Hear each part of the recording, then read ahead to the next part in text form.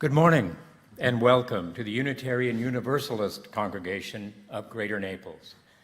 Come, let us worship together as we seek to create a spiritual and intellectual community of peace, justice, and love. I am Martin Parks, and I am your worship associate this morning. If you are new to us and are interested in finding out more about this wonderful congregation or in joining our mailing list, we urge you to check out our website at uunaples.org or send an email to office@uunaples.org. We would love to hear from you.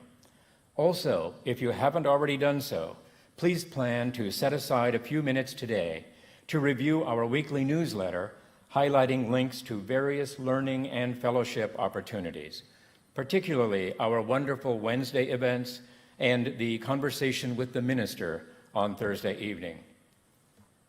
Our title for this morning's service is Meditation, Finding Your Stillness.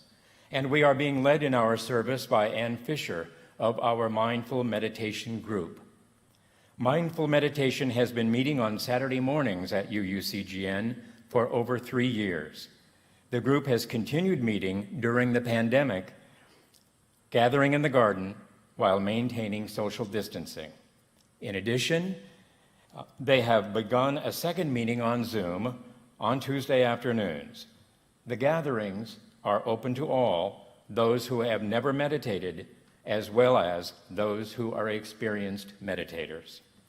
Several members of the group are with us today and will provide us with an introduction to the world of meditation.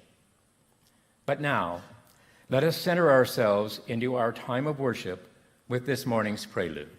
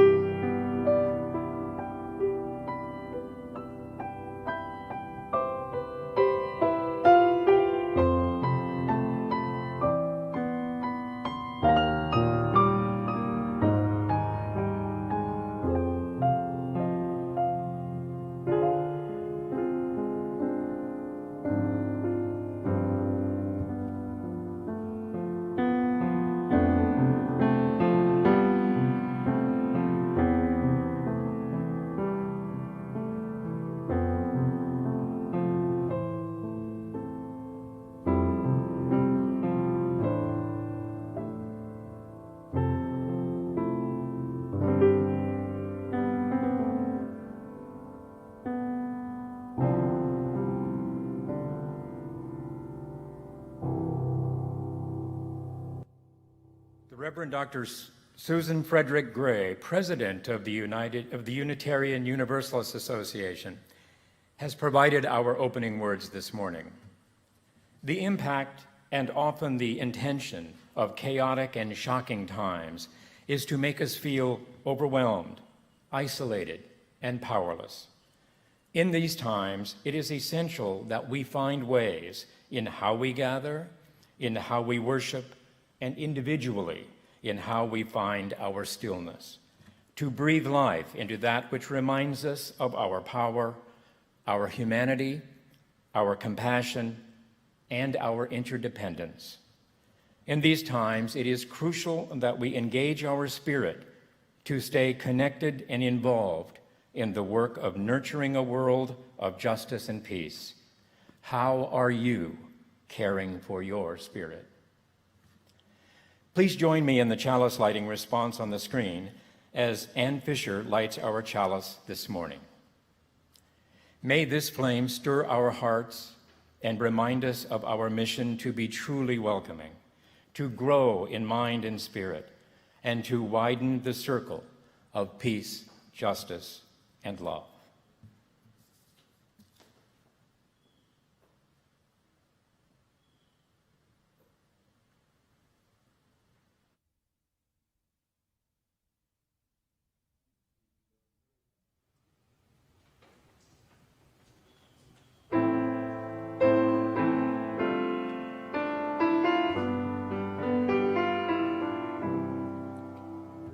Spirit of life, come unto me.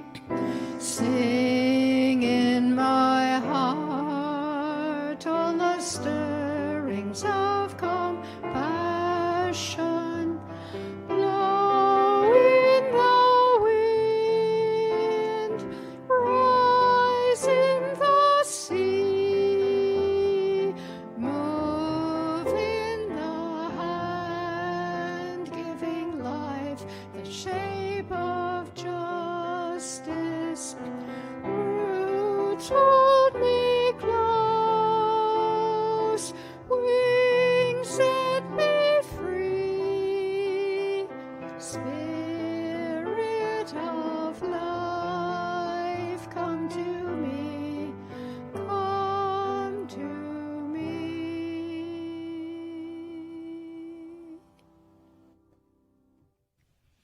Good morning. Welcome. Those of us who are part of the Mindful Meditation group are really happy, excited to be doing this service today, sharing our experience with you. If meditation has never been a part of your life, we hope to spark your interest. If, like many of us, you have been a meditator but maybe have lapsed in your practice, we hope to reawaken and strengthen it. And if you are a rare, regular meditator, well, we hope that some of what we have to say will resonate with you. Particularly during an uncertain and challenging time, such as we're experiencing with the pandemic, we are all feeling stressed. We're feeling a bit, or maybe more than a bit, unsettled. And we are looking for ways to center ourselves, to find a stillness. Meditation apps like Calm or Insight Timer or 10% Happier are gaining in popularity. And that's a good thing. It shows that people are searching for ways to weather this difficult time. But meditation has been around for a long time. It is a part of most spiritual traditions, and it's practiced throughout much of the world. Meditation is powerful and beneficial, not just during a time of crisis, but during ordinary times. I was first introduced to meditation when I began exploring yoga at the age of 16. Yoga and meditation have been a part of my life ever since, though, as is true for many of us, the strength of my practice has waxed and waned over the years. I really like the metaphor of exercise, that meditation is a kind of exercise for the brain. And as we know with physical exercise, we all know it's good for us. We all know we feel better when we exercise regularly. Who has ever finished a walk or a swim in the pool and said, gee, I wish I hadn't done that? But somehow, many of us struggle with keeping up those good habits. The same can be true for meditation. The more regularly we meditate, the greater the benefit.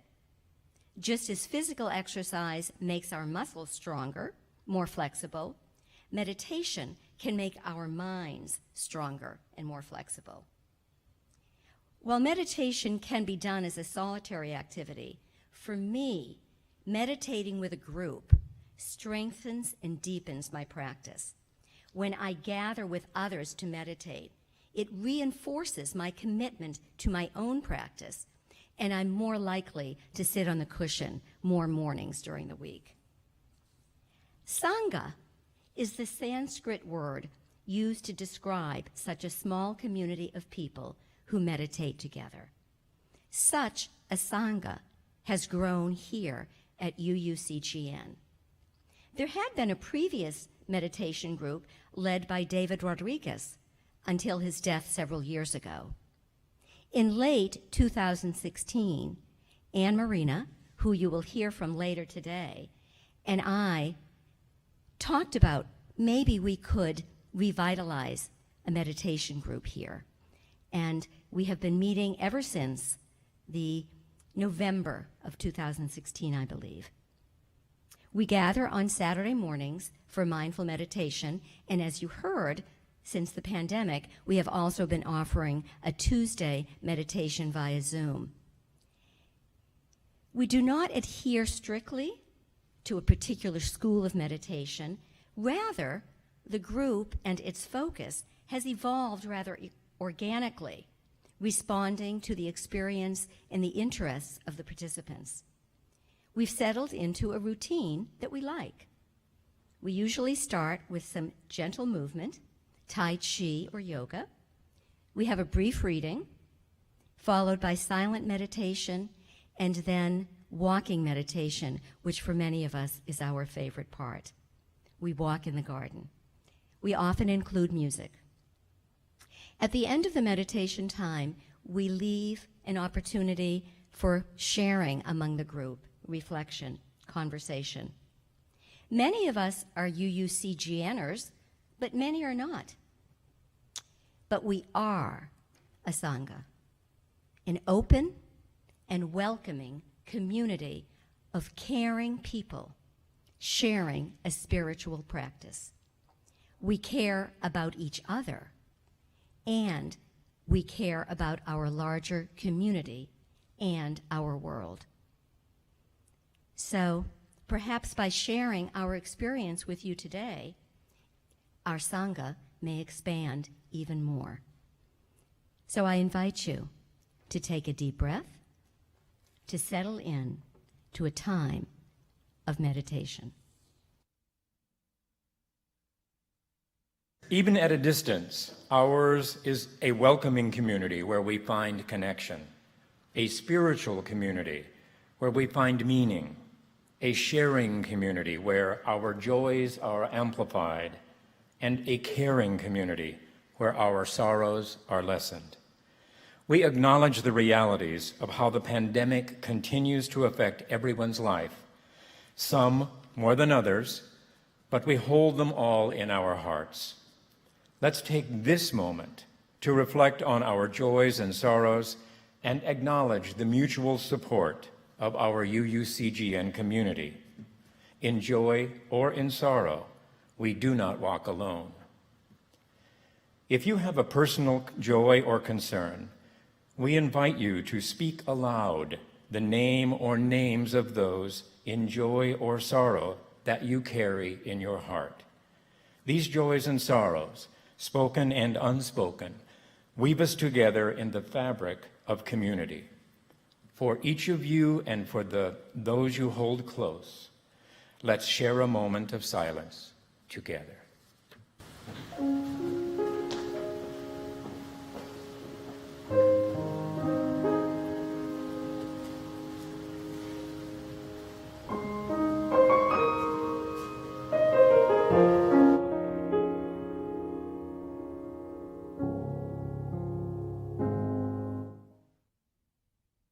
My name is Laura Litton. My husband and I just joined UUCGN in January, and I want to thank you all for being such a warm and welcoming community, even through Zoom. What strikes me about my meditation practice is that on macro and micro levels, it parallels my experience as a Unitarian Universalist. We UUs come from different religions and backgrounds. We enjoy and learn from our differences. We share our 7 UU principles, while each of us is encouraged to develop a personal philosophy and to practice our values through actions in the world that fit for each of us. I love being a UU because there is plenty of room to breathe, and it is assumed that we can and often will change both our beliefs and how we practice our values as we journey through life. Meditation is similar in that it too has a broad definition. The essence of meditation is, quote, the practice, end quote, of learning to focus one's mind and attention. As you'll hear today, there are many methods of meditation, different options to see what fits and doesn't fit for us.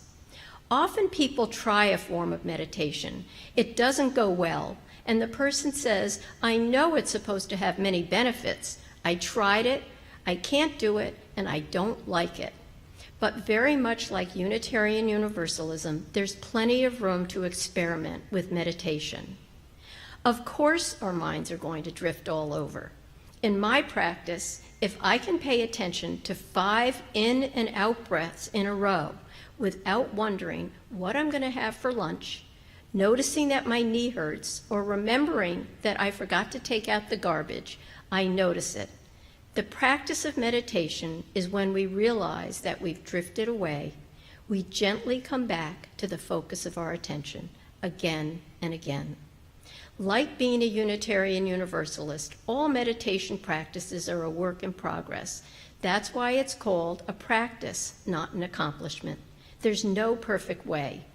Additionally, the practice of meditation is something that anyone can do very imperfectly and have plenty of company. It is one activity that we all get A's for practicing.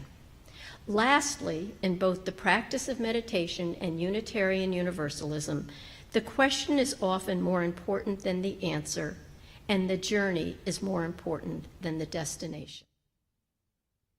Hi, I'm Virginia Lewis, and I'm going to share a few basic facts about meditation. First, as far as we know, meditation originated as a wisdom practice with the sages and yogis of ancient India, though some historians claim that even Neanderthals practiced it. Many religious traditions later incorporated it into their devotional practices. The first evidence of meditation was a drawing on a cave wall in India of a person sitting cross-legged with a straight back and lowered gaze. It dated somewhere between 5000 and 3500 BCE. The first written reference to meditation around 1500 BCE was in the Indian Vedas, from which Hinduism took their shape, which had been a verbal tradition long before it developed into the written word. Meditation is thought to have comprised the chanting of mantras, visualization, and gazing, the purpose of which was to transcend the state of being human by connecting with and eventually merging with universal consciousness, thus liberating the soul. Between 600 and 450 BCE, Buddha adopted and adapted the teachings, beginning the practice of focusing on the breath and sending emissaries out into the world to share meditation with others in the East, China, Japan, Southeast Asia, etc. The focus within Buddhist meditation appears to have shifted to a combination of easing human suffering and seeing things as they are, and it influenced many meditators in Eastern countries. There are other forms of meditation which originated with other traditions and religions, Taoism, for instance, which included Tai Chi and Qigong, but I'll leave you to discover that on your own. Fast forward to the West. Earliest exposure to meditation came from the massive migration of Asian immigrants who brought the practice with them during the gold rush. Scientists began doing research on the effects of meditation on health in the 50s. And in the 60s and 70s, we had celebrities like the Beatles and the Beach Boys who went to India to study with the Maharishi, who brought TM here. And in 1970, John Kabat-Zinn created a huge study on mindfulness-based stress reduction, and the rest is history. Today, mindfulness is widely taught in schools, medical facilities, and workplaces. Today you'll get a taste of some of the different brands of meditation, and I encourage you to experiment with a number of options until one or more feel good. The benefits of meditation are many. I'll name a few here. There are health benefits such as stress reduction and the consequences of that. For instance, lowered blood pressure, anxiety and depression lessening, etc. A basic benefit is the strengthening with regular practice of the ability to focus and refocus attention, and the development of enhanced awareness and capacity to be present. I'll now pass on to you, Peggy. Bradley, and I'm going to be demonstrating moving meditation. I will be doing the dance of the 5 elements, and it's a short form taken from Tai Chi. I will demonstrate it first, and then I would like you to join me.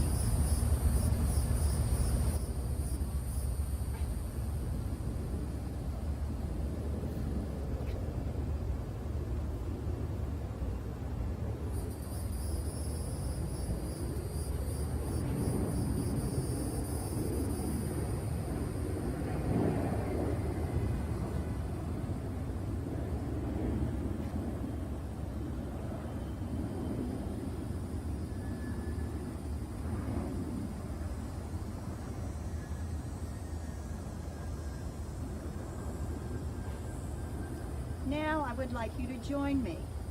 Remember, this is just 5 very simple steps. I will be doing it very slowly, and no one is watching.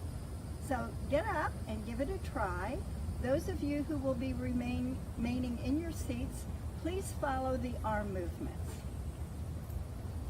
Begin with your right foot. Water. Wood, metal, air,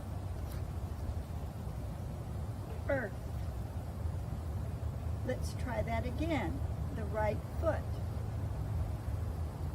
Water, wood, metal, air, and earth. Let's try it on the left side now. Stepping out with the left foot, water, wood, metal, air, earth. One more time. Left foot, water, wood, metal, air, and earth. Let's try it once on each side to complete the whole form, starting with the right foot. Water, wood, metal, air, earth. Water, wood, metal, air, earth. Thank you. Namaste. Hello, I'm Susan McMullen, and I joined this group approximately 9 months ago. Before I started, I had a lot of stress in my life, and a friend recommended the group to me. And reluctantly, I went. And the first time, I didn't do too well. I just was all thumbs about what I should be thinking about, what everybody else was thinking. But then the second time I went, I really got interested in finding out more about meditation. And by the third time, I knew that meditation was something I was enjoying. And now I do a moving meditation, which I hadn't even heard of before this group, but I do that every day. Thank you.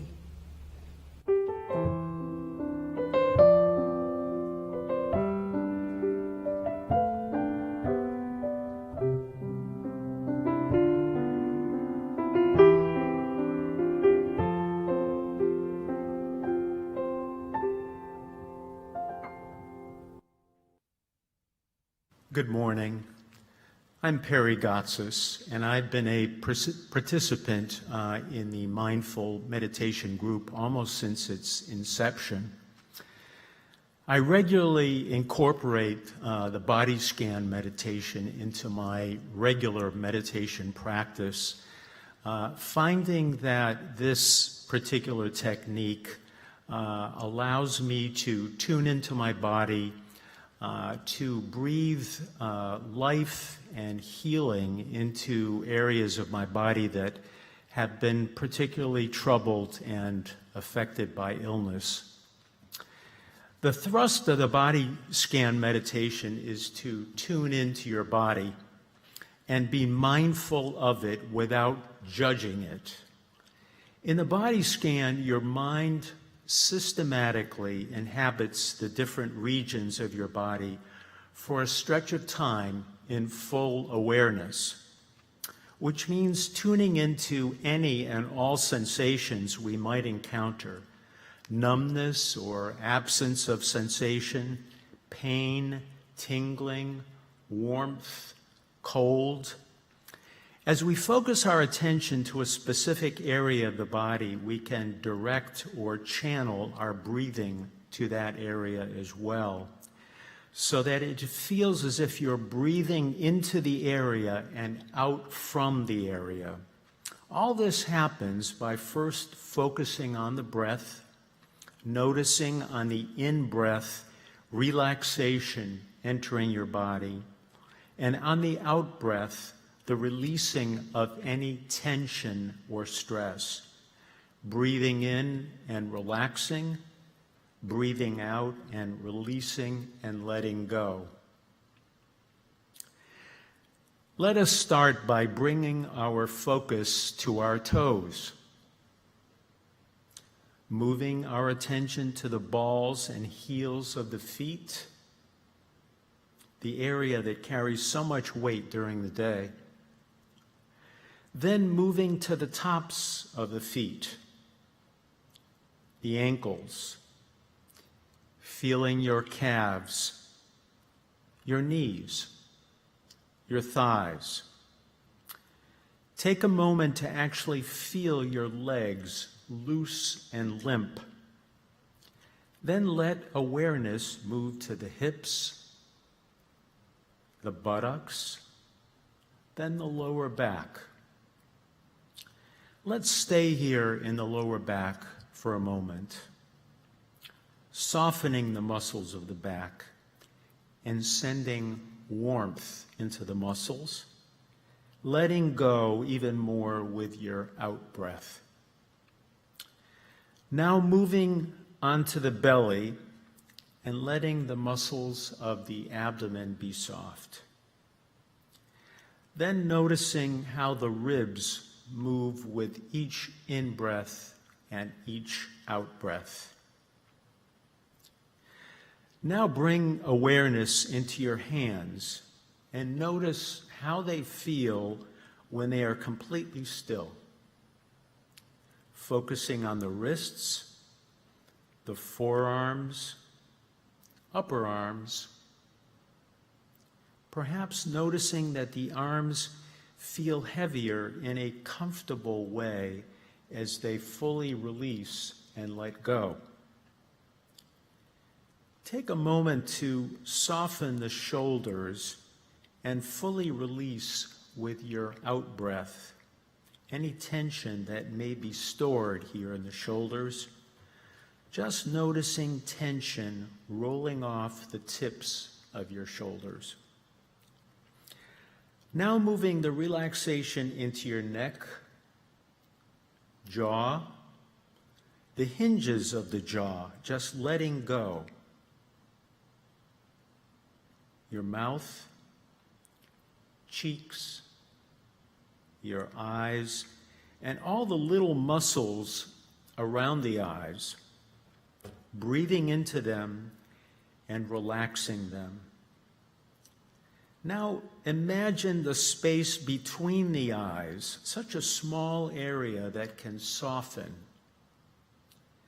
Your forehead becomes smooth. Let go all your facial muscles as you breathe out, feeling your face, a place where many of our emotions are shown during the day to the world, become completely still. Finally, imagine a wave of relaxation and healing energy moving through your body, from the head down your neck and arms and belly and down your legs into the toes. Anything that needs to be released is released through the tips of your fingers and the tips of your toes. Your body is at peace and deeply quiet. Spend a moment of quiet. Experience gratitude and appreciation for your body at this very moment. Okay, I'm going to need your help with this because I have a high voice and this is a low song. So the first line is a chant, all on one note. Breathe in, breathe out, but I think it's a different pitch. So those of you who think you can't sing, just sing that note over and over again. And it doesn't have to even be on the right pitch because no one can hear you because you're at home. Then the middle voice people need to sing the melody. When I breathe in peace. When I breathe out love. We're going to do everything twice, so we'll do that twice. And then the third, now you guys keep singing the chant and keep singing the melody, and then finally I get to sing my high notes. I'll sing the descant on the third time through. And when I'm through mine, we'll all go back to the chant people and sing the end with them. Okay, here we go.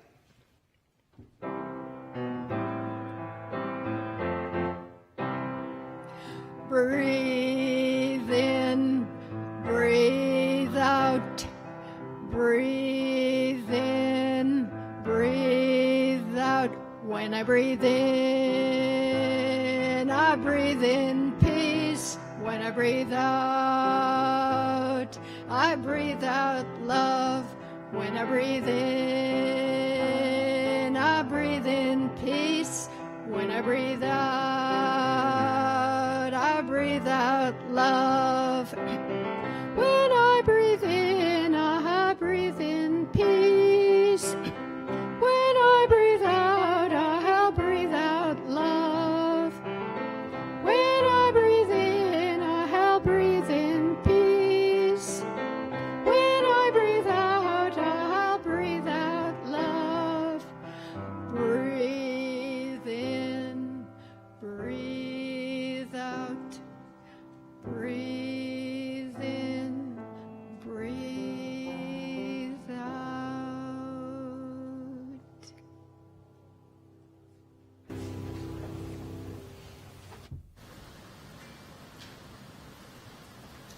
This is about the practice of gratitude. I learned to meditate in my teenage years when I was a bit of a mess. In the past 40-plus years of an active career, parenting, and everything else, the closest I got to meditation was only to tell myself periodically, I really need to start meditating again, and that was the end of that. I returned to meditation this past January when I attended my first meditation group here in the garden. That day's meditation's focus of my attention was the garden itself, the flowers, the colors, the smells, the soft breeze, the fountain's water droplets. It brought me a great sense of peace and a reminder of the beauty of the universe. I now do meditate daily. Sometimes it's only for 5 minutes. I'm a great believer in something is better than nothing.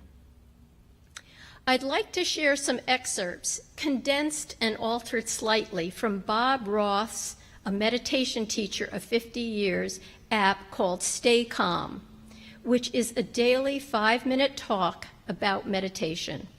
He calls this one practicing gratitude. If it helps you to focus your attention better, feel free to gently close your eyes. When eating fruit, remember the one who planted the tree.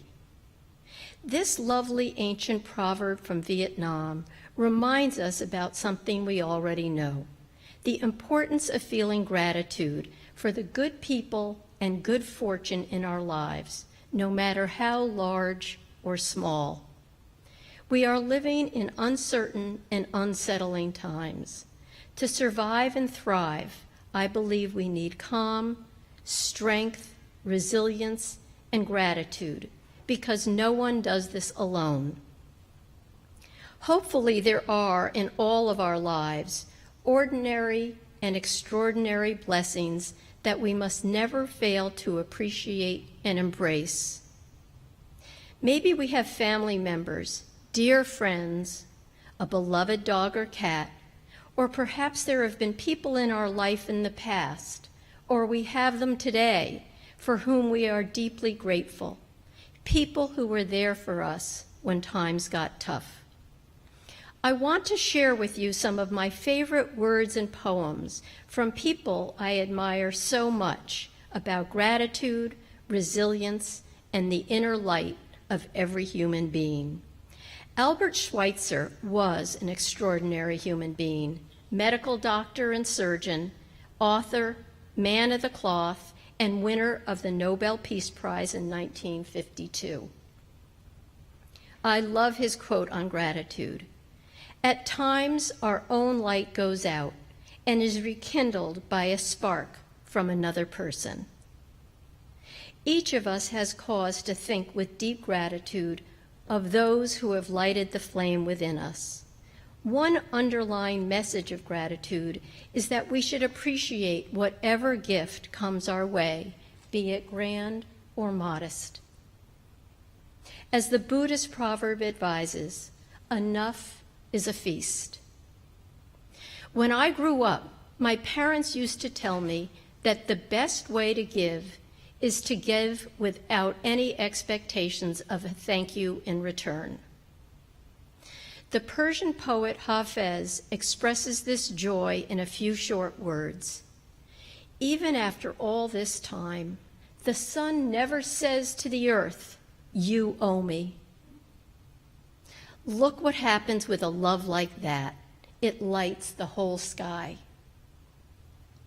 And finally, as we've always been told, true happiness lies within, and the greatest gift we can give to anyone is the gift we can give to ourselves, the gift of a few minutes of time to access the unbounded energy, power, joy, love, and wisdom which lies deep within each of us, no matter our age, nationality, religion, race, gender, or economic status. And the beauty of that inner light is that we can access it no matter how much chaos and confusion surrounds us. What is that inner light? From Elizabeth Kubler-Ross, who authored the seminal book on death and dying, we learn, people are like stained glass windows. They sparkle and shine when the sun is out. But when the darkness sets in, their beauty is only revealed if there is a light from within. And now let us take 30 seconds of meditating on gratitude for each of us to appreciate someone or something of deep value. I will sound the bowl, one to start and one to end our 30 seconds.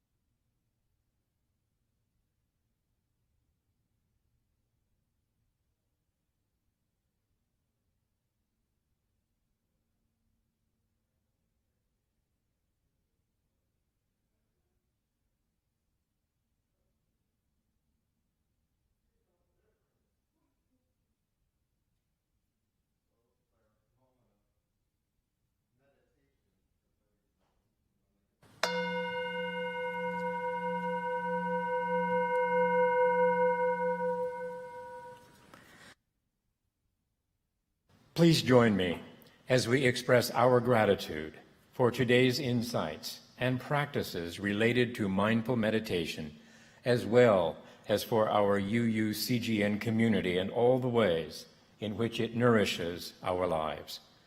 May our offering lead to a greater good together than it could have done alone.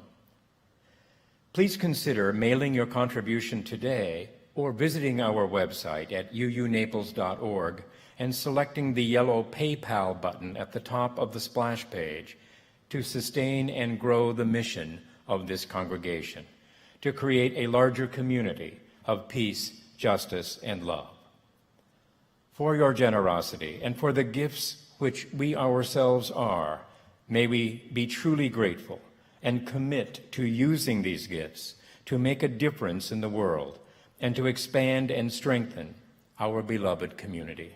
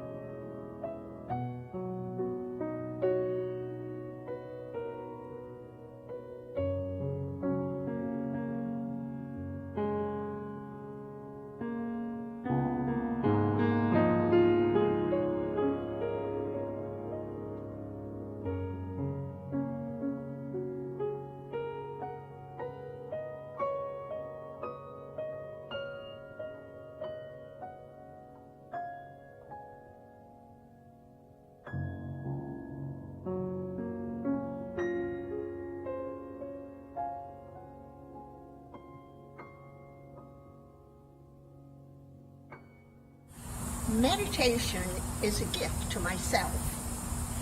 It gives me permission to sit quietly and turn off the chatter that we all have going on in our heads. It's stillness and peace and joy. I'm just being in the now, which makes me smile inside. About 10 years ago, I started spending time at Bhavana, a forest monastery and retreat center in West Virginia. I've attended week-long retreats and served as a working lay resident for a few months on 2 occasions. I enjoy being with like-minded people while studying and practicing the Buddha's teachings. Since the 1980s, silent meditation retreats have been held at Bhavana's 48-acre center tucked away in the Blue Ridge Mountains. Bhavana is the Pali word for mental cultivation. Even in that quiet, secluded environment with the meditation hall and wooded walking trails, I found it hard to stay in the present moment. My mind would wander, as all minds do. Mindful walking became a refuge for me, and now it really enhances my practice. I can get off the chair or floor cushion, relieve some stiffness, and walk slowly, feeling my feet well grounded and connected with the earth, whether indoors or out. At Bhavana, everyone practices mindful walking, and here at UUCGN, walking time is part of the Saturday morning meditation. You can actually practice being mindful during any activity, such as brushing your teeth, dressing, driving, and washing dishes. Eckhart Tolle wrote, "If you keep your attention in the body as much as possible, you will be anchored in the now." Walking mindfully is one way to stay fully present in your body. If this is new for you, I hope you'll try it sometime. Here's a quick lesson. To begin, simply stand, aware of your feet supporting your weight. Then take conscious steps, keeping attention on the soles of your feet. This can be done anywhere at your normal walking pace or more slowly if you wish. Even if you use a cane or a walker, just notice the feelings in your feet, ankles, and calves with each step. Buddhist teacher and author Thich Nhat Hanh says to let your feet kiss the earth with every step. You can feel your clothing on your skin as you move, and if you're outdoors, you may hear birds or other sounds. Is there a breeze, or perhaps you feel the sun warming your skin? Feel your feet from within and be aware of all the muscles involved in walking. To stay focused, you could silently repeat to yourself, calm, as your left foot places down, and with the right foot, peace. When your mind wanders, just keep bringing it back to your breath and all the sensations of walking. We can feel rooted in and supported by the earth. This is living in the here and now. I've gained inspiration from several teachers, including Bhavana's 92-year-old founding abbot, Bhante Gunaratana, author of Mindfulness in Plain English. Bhante says that with a regular meditation practice, we build up a bank account of mindfulness, and as we hone this skill, we can better understand our minds. Thus we develop insight or clear inner seeing to more readily notice our thoughts and better cope with fear, anger, or excess worries as they arise. In this challenging time of the pandemic, mindfulness is a valuable skill for keeping us healthy and happy.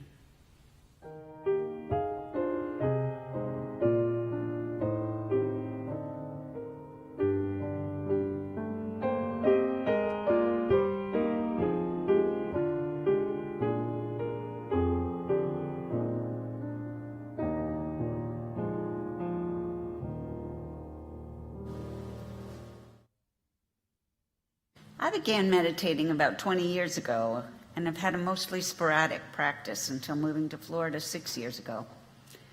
My practice has deepened and my commitment to daily practice has grown since becoming part of the Sangha here, the one that Anne mentioned.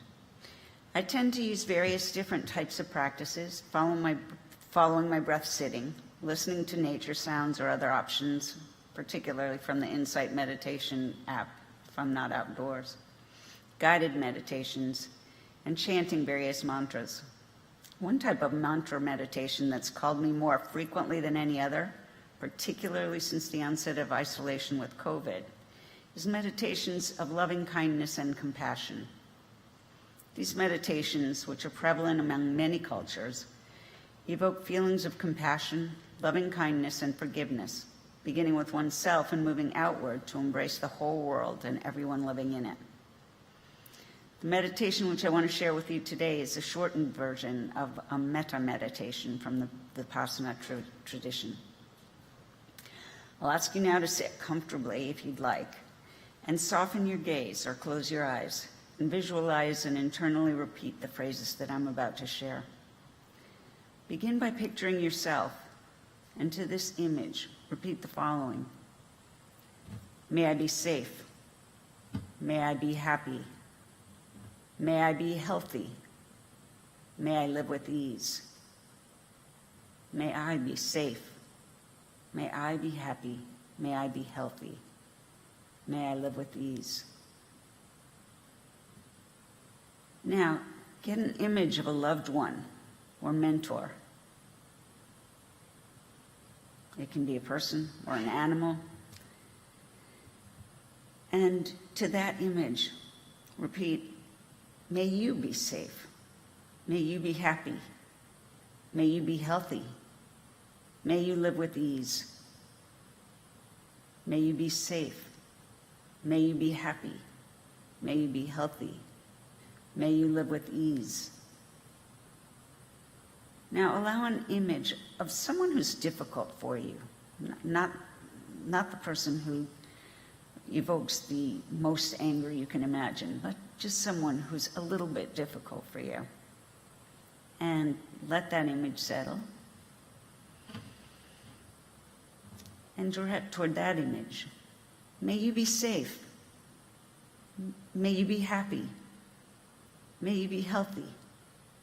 May you live with ease. May we all be safe. May we all be happy. May we all be healthy. And may we all live with ease. May we all be safe. May we all be happy. May we all be healthy. And may we all live with ease. I invite you to take a deep breath. Let that in. Then bring your attention back into this room.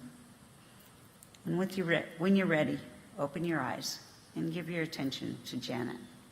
I am very appreciative of learning about loving kindness meditation from the Saturday meditation group.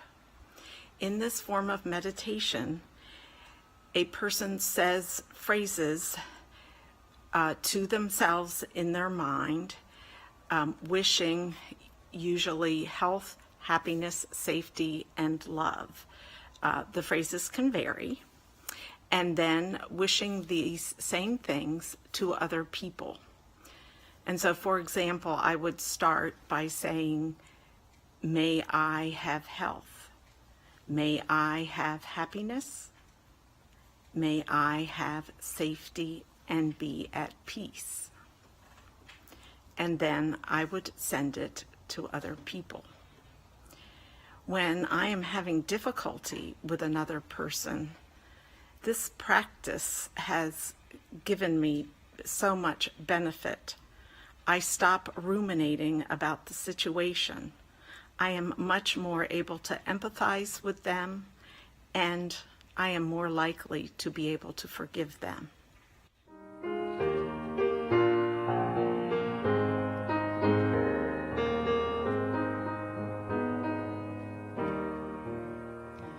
When our heart is in a holy place, when our heart is in a holy place, we are blessed with love and amazing grace. When our heart is in a holy place, when we trust the wisdom in each of us, every color, every creed and kind, and we see our faces in each other's eyes, then our heart is in a holy place. When our heart is in a holy place, when our heart is in a holy place, we are blessed with love and amazing grace. When our heart is in a holy place, when we tell a story from deep inside, and we listen with a loving mind, and we hear our voices in each other's words, then our heart is in a holy place. When our heart is is in a holy place, when our heart is in a holy place, we are blessed with love and amazing grace, when our heart is in a holy place.